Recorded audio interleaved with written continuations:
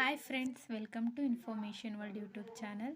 ಇವತ್ತು ನಾನು business regularity ಫ್ರೇಮ್ವರ್ಕ್ನ ಪಾರ್ಟ್ 2ನ ಮಾಡ್ತಾಯಿದ್ದೀನಿ. ಪಾರ್ಟ್ 1 ಯಾರು ಇನ್ನೂ ನೋಡಿಲ್ಲ ಅವರು ಚೆಕ್ ಮಾಡ್ಕೊಳ್ಳಿ, ಯಾಕೆ ಅಂತ ಅಂದರೆ ಕಂಟಿನ್ಯೂಷನ್ ಇರಲಿ ಅಂತ. Next topic, all contracts are agreement ಅಂತ. ಅಂದರೆ ಎಲ್ಲ ಕಾಂಟ್ರಾಕ್ಟ್ಸ್ ಮಾಡ್ಕೊಂಡಿರ್ತೀವಲ್ಲ ಅದನ್ನೆಲ್ಲ ಅಗ್ರಿಮೆಂಟ್ ಅಂತ ಕರೀತಾರೆ. This statement is true. All contracts are certainly agreements according to section 2 subsection N of the Indian contract act 1872. An agreement enforceable law of contract. ಅಂದರೆ ಎಲ್ಲ ಕಾಂಟ್ರಾಕ್ಟ್ಸು ಕೂಡ ಅಗ್ರಿಮೆಂಟ್ ಆಗಿರುತ್ತೆ. ಯಾಕೆಂತಂದರೆ ಅದು ಲಾನ ಪ್ರಕಾರ ಕ್ರಿಯೇಟ್ ಆಗಿರೋದ್ರಿಂದ ಯಾವುದೇ ಕಾಂಟ್ರಾಕ್ಟ್ಸ್ ಇರ್ಬೋದು, ಅದನ್ನ ನಾವು ಅಗ್ರಿಮೆಂಟ್ ಅಂತ ಕರಿತೀವಿ.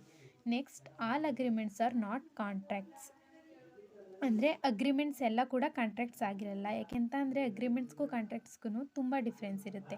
ಅಗ್ರಿಮೆಂಟು ಕೆಲವೊಬ್ಬರು ಮಾತಿನ ಮೂಲಕ ಕೂಡ ಮಾಡ್ಕೊಂಡಿರ್ತಾರೆ. ಮಾತಿನ ಮೂಲಕ ಮಾಡ್ಕೊಂಡಿರೋದನ್ನ ನಾವು ಅಗ್ರಿಮೆಂಟ್ ಅಂತ ಹೇಳೋಕ್ಕಾಗಲ್ಲ. ಯಾಕೆಂತಂದರೆ ಅದು ಯಾವುದೇ ಲಾ ಪ್ರಕಾರ ಕ್ರಿಯೇಟ್ ಆಗಿರೋದಿಲ್ಲ. ಹಾಗಾಗಿ ಎಲ್ಲ ಅಗ್ರಿಮೆಂಟ್ಸ್ನು ನಾವು ಕಾಂಟ್ರಾಕ್ಟ್ ಅಂತ ಕನ್ಸಿಡರ್ ಮಾಡೋಕ್ಕಾಗಲ್ಲ. This statement is true. All agreements are always not contracts. An agreement is a set of promises. Section 2 subsection E of the Indian Contract Act 1872 says that every promised and every set of promises forming the consideration for each other is an agreement. ಅಂತ ಅಂದರೆ promise ಇರುತ್ತೆ ಮತ್ತು set of ಪ್ರಾಮಿಸ್ಸು ಒಬ್ಬರಿಂದ ಒಬ್ಬರು agreement ಮಾಡ್ಕೊಂಡಿದ್ರೆ ಅದನ್ನು agreement ಅಂತ ಕರಿತೀವಿ. ಬೈ ಲಾ ಇಂದ ಆಗಿದ್ರೆ ಮಾತ್ರ ಅದನ್ನು ಕಾಂಟ್ರಾಕ್ಟ್ ಅಂತ ಕರಿತೀವಿ.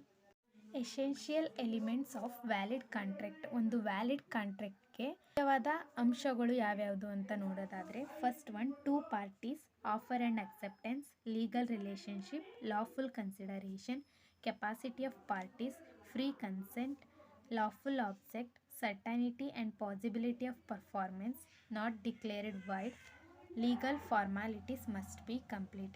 These are all the essential elements of valid contract. ಇದನ್ನು ನಮಗೆ 10 ಮಾರ್ಕ್ಸ್ ಆರ್ 15 ಮಾರ್ಕ್ಸ್ಗೂ ಕೇಳ್ತಾರೆ, ಅಥವಾ 2 ಮಾರ್ಕ್ಸಲ್ಲೂ ಕೇಳಿರ್ತಾರೆ. ಅಂದರೆ 4ನ ಬರಿಬೇಕಾಗುತ್ತೆ ನಾವು. ಇದನ್ನು ಎಕ್ಸ್ಪ್ಲೈನ್ ಮಾಡೋಣ ಇವಾಗ. 2 ಪಾರ್ಟೀಸ್ ಅಂದರೆ 2 ಪಕ್ಷಗಳು. There must be at least 2 parties to form a contract. One of these parties will make the offer and the other party shall eventually accept the offer. ಅಂದರೆ ಒಂದು ಅಥವಾ ಒಂದಕ್ಕಿಂತ ಹೆಚ್ಚು ಪಾರ್ಟೀಸ್ ಇರಬೇಕು ಒಂದು ವ್ಯಾಲಿಡ್ ಕಾಂಟ್ರಾಕ್ಟ್ ಸೃಷ್ಟಿಯಾಗೋಕ್ಕೆ. ಏನಕ್ಕೆ ಅಂತ ಅಂದರೆ ಒಬ್ಬ ಆಫರ್ ಮಾಡೋದಕ್ಕಿರ್ತಾನೆ ಮತ್ತು ಆ ಆಫರ್ನ ಎಕ್ಸೆಪ್ಟ್ ಮಾಡೋದಕ್ಕಿರೋರು ಇನ್ನೊಬ್ಬರು. ಸೊ 2 ಆರ್ ಮೋರ್ ಪಾರ್ಟೀಸ್ ಇರಬೇಕು ಒಂದು ವ್ಯಾಲಿಡ್ ಕಾಂಟ್ರಾಕ್ಟ್ಗೆ ಅಂತ. ನೆಕ್ಸ್ಟ್, ಆಫರ್ ಆ್ಯಂಡ್ ಅಕ್ಸೆಪ್ಟೆನ್ಸ್, ಕೊಡುಗೆ ಮತ್ತು ಸ್ವೀಕಾರ. ಆಫರ್ ಅಂತ ಅಂದರೆ ನಿಮ್ಗೆ ಈಗಾಗಲೇ ಗೊತ್ತು, ಒಬ್ಬ ವ್ಯಕ್ತಿ ಆಫರ್ ಮಾಡ್ತಾನೆ, ಅದನ್ನು ಅಕ್ಸೆಪ್ಟ್ ಮಾಡೋಕ್ಕೆ ಇನ್ನೊಬ್ಬ ವ್ಯಕ್ತಿ ಇರಬೇಕು. ಅದರದ್ದು ಮೀನಿಂಗ್ ನೋಡೋಣ. Offer is the basis for the formation of a contract according to the act when a person express is desire to do or not do something with a view of getting their approval for the same. ಅಂದರೆ ಒಬ್ಬ ಪರ್ಸನ್ನು ಒಬ್ರಿಗೆ approval ಕೊಡ್ತಾನೆ, ಅವರು ಅದನ್ನು ಮಾಡಬಹುದು ಅಥವಾ ಮಾಡದೇ ಇರಬಹುದು. ಅದನ್ನು ಅಂದರೆ ಅಕ್ಸೆಪ್ಟ್ ಮಾಡ್ಬೋದು, ಮಾಡದೇ ಇರಬಹುದು. ಅದನ್ನು ನಾವು ಒಬ್ಬ ಪಾರ್ಟಿ ಒಬ್ರಿಗೆ ಕಾಂಟ್ರಾಕ್ಟ್ ಬಗ್ಗೆ ಒಂದು ಡೀಟೇಲ್ಸ್ನ ಕೊಡೋದನ್ನು ಆಫರ್ ಅಂತ ಹೇಳ್ತೀವಿ.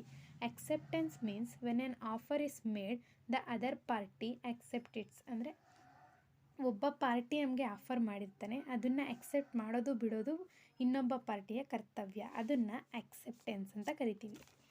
ನೆಕ್ಸ್ಟ್, ಲೀಗಲ್ ರಿಲೇಷನ್ಶಿಪ್ ಅಂದರೆ ಕಾನೂನು ಸಂಬಂಧ. The agreement made between the parties must be create legal relationship. A social agreement cannot create legal relationship. A social or any kind of unethical relationship cannot create valid agreement. ಅಂತ ಅಂದರೆ legal relationship ಕಾನೂನಿನ ಜೊತೆ ಸಂಬಂಧ ಇರಬೇಕು ಒಂದು valid ಕಾಂಟ್ರಾಕ್ಟ್ಗೆ. Social ರಿಲೇಷನ್ಶಿಪ್ನ ನಾವು legal relationship ಅಂತ ಹೇಳೋಕ್ಕಾಗಲ್ಲ. ಯಾಕೆ ಅಂತ ಅಂದರೆ ಅದು ಬಾಯಿಂದ ಅಥವಾ ಒಬ್ಬರಿಗೆ ಮಾತು ಕೊಟ್ಟಿರ್ತೀವಿ, ಅದು ಲೀಗಲ್ಲಾಗಿ ಅಪ್ರೂವ್ ಆಗಿರೋದಿಲ್ಲ. ಅದನ್ನು ಲೀಗಲ್ ರಿಲೇಷನ್ಶಿಪ್ ಅಂತಾರೆ. ಇದಕ್ಕೆ ಬೆಸ್ಟ್ ಎಕ್ಸಾಂಪಲ್ ಹೇಳ್ತೀನಿ ಕೇಳ್ಕೊಳ್ಳಿ, ಅವಾಗ ನಿಮ್ಗೆ ಅರ್ಥ ಆಗುತ್ತೆ. ಲೀಗಲ್ ರಿಲೇಷನ್ಶಿಪ್ಗೆ ಒಬ್ಬ ಫಾದರ್ ಹೇಳಿರ್ತಾನೆ ಅವ್ರ ಮಗನಿಗೆ ಮೂವಿ ಕರ್ಕೊಂಡು ಹೋಗ್ತೀನಿ ಅಂತ. ಬಟ್ ಅದರಲ್ಲಿ ಯಾವುದೇ ಲೀಗಲ್ ಫಾರ್ಮ್ಯಾಲಿಟೀಸ್ ಇರಲ್ಲ. ಬಾಯಲ್ಲಿ ಹೇಳಿರ್ತಾರೆ ಕರ್ಕೊಂಡು ಹೋಗ್ತೀನಿ ಅಂತ, ನೆಕ್ಸ್ಟ್ ಡೇ ಅವ್ರು ಕರ್ಕೊಂಡು ಹೋಗಲ್ಲ, ಫೇಲ್ ಆಗುತ್ತೆ. ಸೊ ಈ ಥರ ಇದ್ದರೆ ಅದು ವ್ಯಾಲಿಡ್ ಕಾಂಟ್ರಾಕ್ಟ್ ಆಗಲ್ಲ. ಸೊ ಲೀಗಲ್ ರಿಲೇಷನ್ಶಿಪ್ ಇದ್ದರೆ ಮಾತ್ರ ಅದು ಒಂದು ವ್ಯಾಲಿಡ್ ಕಾಂಟ್ರಾಕ್ಟ್ ಆಗುತ್ತೆ ಅಂತ. ನೆಕ್ಸ್ಟ್, ಲಾಫುಲ್ ಕನ್ಸಿಡರೇಷನ್, ಕಾನೂನುಬದ್ಧ ಪರಿಗಣನೆ.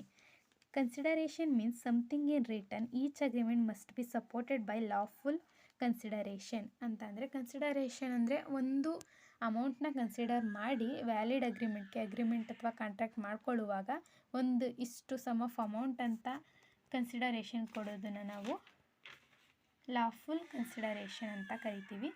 ಇವಾಗ ಒಂದು ಎಕ್ಸಾಂಪಲ್ ಹೇಳ್ತೀನಿ, ಅವಾಗ ನಿಮ್ಗೆ ಚೆನ್ನಾಗಿ ಅರ್ಥ ಆಗುತ್ತೆ. ಇವಾಗ ಮಿಸ್ಟರ್ ಎ ಇರ್ತಾರೆ. ಮಿಸ್ಟರ್ ಎ ಅವ್ರ ಕಾರ್ನ ಸೆಲ್ ಮಾಡ್ತಾ ಇರ್ತಾರೆ 10 ಲ್ಯಾಕ್ ರುಪೀಸ್ಗೆ. ಆಗ ಮಿಸ್ಟರ್ ಬಿ ಒಪ್ಕೋತಾರೆ, 10 ಲ್ಯಾಕ್ ರುಪೀಸ್ಗೆ ಒಪ್ಕೊಂಡು 10 ಲ್ಯಾಕ್ ರುಪೀಸ್ನ ಕೊಡ್ತೀನಂತ ಕನ್ಸಿಡರೇಷನ್ನ ಪ್ರಾಮಿಸ್ ಮಾಡ್ತಾರೆ. ಅದನ್ನು ನಾವು ಲಾಫುಲ್ ಕನ್ಸಿಡರೇಷನ್ ಅಂತ ಹೇಳ್ತೀವಿ. ಬೈ ಥ್ರೂ ಲಾ ಇಂದ ಕನ್ಸಿಡರೇಷನ್ ಆಗಿರೋದ್ರಿಂದ. Next, capacity of parties. Capacity of parties according to section 10, parties to an agreement must be competent to contract. That means parties must be capable to fully understand the terms of the contract. ಅಂದರೆ valid ಕಾಂಟ್ರಾಕ್ಟ್ಗೆ ಹೇಗಿರಬೇಕು ಅಂತ ಅಂದರೆ ಪಾರ್ಟೀಸ್ನ capacity full understand ಆಗಬೇಕು. ಅವ್ರಿಗೆ ಇರುವಂಥ terms and policies ಅವ್ರಿಗೆ understand ಆಗಬೇಕು. ಇವಾಗ ಏನಾದರೂ ಮೈನರ್ಸ್ ಆಗಿದ್ದರೆ ಅಥವಾ ಅನ್ಸೌಂಡ್ ಮೈಂಡ್ಸ್ ಅಂದರೆ ಕಿವಿ ಕೇಳಿಸ್ತಾ ಇರೋರು, ಕಣ್ಣು ಕಾಣಿಸ್ತಾ ಇರೋರು, ಈ ಥರದವರಾಗಿದ್ದರೆ ಅದು ವ್ಯಾಲಿಡ್ ಕಾಂಟ್ರಾಕ್ಟ್ ಅಂತ ಅನ್ನಿಸ್ಕೊಳ್ಳಲ್ಲ. ಆ್ಯಂಡ್ ಎಬೋವ್ 18 ಇಯರ್ಸ್ ಇರೋರು ಮಾತ್ರ ಇದಕ್ಕೆ ಕೆಪಾಸಿಟಿ ಆಫ್ ಪಾರ್ಟೀಸ್ಗೆ ಅಂದರೆ ವ್ಯಾಲಿಡ್ ಅಗ್ರಿಮೆಂಟ್ಗೆ ಇನ್ಕ್ಲೂಡ್ ಆಗ್ತಾರೆ. ನೆಕ್ಸ್ಟ್, ಫ್ರೀ ಕನ್ಸೆಂಟ್, ಉಚಿತ ಒಪ್ಪಿಗೆ.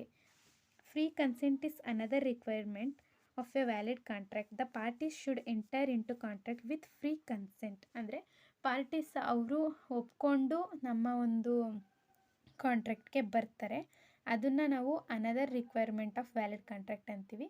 ವ್ಯಾಲಿಡ್ ಕಾಂಟ್ರಾಕ್ಟ್ಗೆ ಅದು ಒಂದು ಮೇನ್ ರಿಕ್ವೈರ್ಮೆಂಟ್ ಆಗಿರುತ್ತೆ. ನೆಕ್ಸ್ಟ್, ಲಾಫುಲ್ ಆಬ್ಜೆಕ್ಟ್, ಕಾನೂನುಬದ್ಧ ವಸ್ತು. A contract should be for a lawful object. The object of creating contracts can never be for unlawful acts or for carrying illegal activities ಅಂತ. ಅಂದರೆ ಲಾಫುಲ್ ಆಬ್ಜೆಕ್ಟ್ ಅದು ಕಾನೂನುಬದ್ಧವಾಗೇ ಇರಬೇಕು, illegal ಆಗಿರಬಾರ್ದು ಅಥವಾ ಯಾವುದಾದ್ರೂ illegal ಆ್ಯಕ್ಟಿವಿಟೀಸಲ್ಲಿ ನಡೀತಾ ಇರಬಾರ್ದು. ಅದು ಲಾಫುಲ್ ಆಬ್ಜೆಕ್ಟ್ ಮಾತ್ರ ಆಗಿರಬೇಕು. ಅದನ್ನು ಮಾತ್ರ ವ್ಯಾಲಿಡ್ ಕಾಂಟ್ರಾಕ್ಟ್ಗೆ ಕನ್ಸಿಡರ್ ಮಾಡ್ತಾರೆ. ಫಾರ್ ಎಕ್ಸಾಂಪಲ್, ಮಿಸ್ಟರ್ ಎ ಒಬ್ರಿಗೆ ಹೇಳ್ತಾರೆ ಲೆಟ್ಔಟ್ ಮಾಡ್ಕೊಳ್ಳೋಕ್ಕೆ ಒಂದು ಹೋಮ್ನ. ಮಿಸ್ಟರ್ ಬಿ ಅದರಲ್ಲಿ ಗ್ಯಾಂಬ್ಲಿಂಗ್ ಆ್ಯಕ್ಟಿವಿಟೀಸ್ನ ಮಾಡ್ತಾ ಇರ್ತಾರೆ. ಸೊ ಅದನ್ನು ನಾವು ವ್ಯಾಲಿಡ್ ಅಗ್ರಿಮೆಂಟ್ ಅಲ್ಲ ಅಂತ ಕನ್ಸಿಡರ್ ಮಾಡ್ತೀವಿ. ಯಾಕೆ ಅಂತ ಅಂದರೆ ಬಿಕಾಸ್ ಲಾಫುಲ್ ಆಬ್ಜೆಕ್ಟಲ್ಲಿರಲ್ಲ, ಇಲ್ಲಿ ಇಲ್ಲೀಗಲ್ ನಡೀತಾ ಇದೆ ಅಂದರೆ ಅದು ಅನ್ಲಾಫುಲ್ ಆ್ಯಕ್ಟಿವಿಟೀಸ್ ಆಗಿರುತ್ತೆ. ಹಾಗಾಗಿ certainty and possibility performance. The terms of an agreement must be certain and should be unambiguous nature. The terms of agreement must be such that they are capable of performance ಅಂತ. ಅಂದರೆ ಒಂದು valid ಕಾಂಟ್ರಾಕ್ಟ್ನ create ಮಾಡುವಾಗ ಸರ್ಟೈನಿಟಿ ಅಥವಾ possibility of performance ಅಂದರೆ amount ಬರುತ್ತಾ ಇಲ್ವಾ ಅನ್ನೋದು ನಿಸ್ಸಂಶಯ ಆಗಿರುತ್ತೆ. ಹಂಗಂತ ಅಂದರೆ ಇವಾಗ ಮಿಸ್ಟರ್ ಎ ಹೇಳಿರ್ತಾರೆ, ಕಾಂಟ್ರಾಕ್ಟ್ ಮಾಡ್ಕೊಂಡಿರ್ತಾರೆ ಮಿಸ್ಟರ್ ಎ ಮಿಸ್ಟರ್ ಬಿ ಜೊತೆ, ಮತ್ತು ನೋಟ್ಸ್ನ ಮ್ಯಾಜಿಕ್ ಮಾಡಿ ನಿಮಗೆ ಕೊಡ್ತೀನಿ ಅಂತ ಹೇಳ್ತಾರೆ. ಅದಕ್ಕೆ ಮಿಸ್ಟರ್ ಬಿ ಏನು ಮಾಡ್ತಾರೆ, ಸರಿ ಅಂತ ಅಂದ್ಬಿಟ್ಟು ಆಕ್ಸೆಪ್ಟ್ ಮಾಡ್ತಾರೆ ಎ ಕೊಡೋ ಒಂದು ಆಫರ್ನ. ಆದರೆ ಅದು ಪಾಸಿಬಲ್ ಆಗಲ್ಲ, ಇಟ್ ಈಸ್ ಇಂಪಾಸಿಬಲ್ ಆ್ಯಕ್ಟ್. ಅದನ್ನು ನಾವು ಸರ್ಟೈನಿಟಿ ಆ್ಯಂಡ್ ಇಂಪಾಸಿಬಿಲಿಟಿ ಅಂತ ಕರಿತೀವಿ. ನೆಕ್ಸ್ಟ್, ನಾಟ್ ಡಿಕ್ಲೇರ್ಡ್ ವೈಡ್, ಅನೂರ್ಜಿತ ಎಂದು ಘೋಷಿಸಲಾಗಿಲ್ಲ. Agreements cannot be enforced if they are declare void by any law ಅಂತ. ಅಂದರೆ ವ್ಯಾಲಿಡ್ ಕಾಂಟ್ರಾಕ್ಟ್ಗೆ ಇರುವ ಎಲಿಮೆಂಟ್ಸಲ್ಲಿ ಇದು ಒಂದು ನಾಟ್ ಡಿಕ್ಲೇರ್ಡ್ ವೈಡ್, ಅದು ಅನೂರ್ಜಿತ ಅಂತ ಒಂದು ಡಿಕ್ಲೇರ್ ಆಗಿರಬಾರ್ದು. Legal formalities must be complete. This is the last element of valid contract. The agreement must be satisfy all legal formalities such as writing, registration, stamping, attention. Agreement may be written. ಅಂದರೆ ಯಾವುದೇ ಒಂದು